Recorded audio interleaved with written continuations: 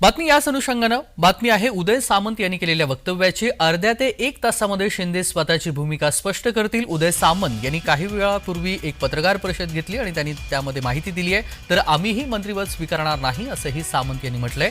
शिवसेनेच्या निमंत्रण पत्रिकेमध्ये अजित पवार यांचं नाव नाहीये। शिंदेशिवाय कुणीही उपमुख्यमंत्री पद स्वीकारणार नाही असंही सामंत यांनी म्हटलेलं आहे आणि पुढच्या 1 तासामध्ये शिंदे हे स्वतःची भूमिका मांडतील असं सामंत यांनी म्हटलं।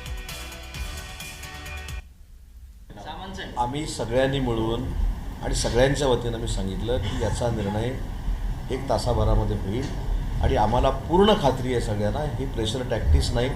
आम्ही सगळे साहेबांबरोबर काम करतो, आम्ही साहेबांना जवळून ओळखतो, त्यांच्या भावना आम्ही ओळखू शकतो। ते किती संवेदनशील आहेत हे आमच्यापेक्षा दुसरं कोणी ओळखू शकणार नाही।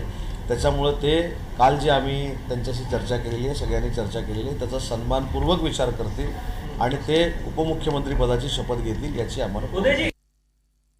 एकनाथ शिंदे साहेबांनी जर उपमुख्यमंत्रीपद स्वीकारलं नाही तर आम्ही देखील, आम्हाला जर एखादी जबाबदारी कोणावरही, म्हणजे माझ्यावर असं नाही, कोणावरही जरी टाकण्याचा प्रयत्न शिंदे साहेबांनी जर केला तर ती आम्ही देखील स्वीकारणार नाही। अशा पद्धतीची आमची भूमिका ही स्पष्ट पद्धतीनं काल आम्ही शिंदे साहेबांना सांगितलेली आहे।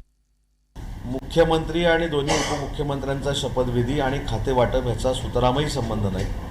शिंदे साहेबांची प्रामाणिकपणाची भावना अशी होती की उपमुख्यमंत्रीपदी शपथ घेण्यापेक्षा मी संघटन म्हणून पूर्ण महाराष्ट्रामध्ये पक्षप्रमुख म्हणून फिरतो, सगळ्यांना विश्वासात घेऊन संघटन आहे त्याच्यापेक्षा वाढवतो, ही त्यांची प्रामाणिक इच्छा जरी असली तरी आमचं सगळ्यांचं मत आहे की साहेब हे मंत्रिमंडळामध्ये उपमुख्यमंत्री होणं ही आमची गरज आहे, महाराष्ट्राच्या जनतेची गरज आहे, शिवसेनेची गरज आहे। त्याच्यामुळे मला असं वाटतं की कुठच्याही नाराजीनं आणि कुठेही प्रेशर टॅक्टिक्स म्हणून शिंदे साहेबांनी काही केलेलं नाही, तो त्यांचा स्वभाव देखील नाही।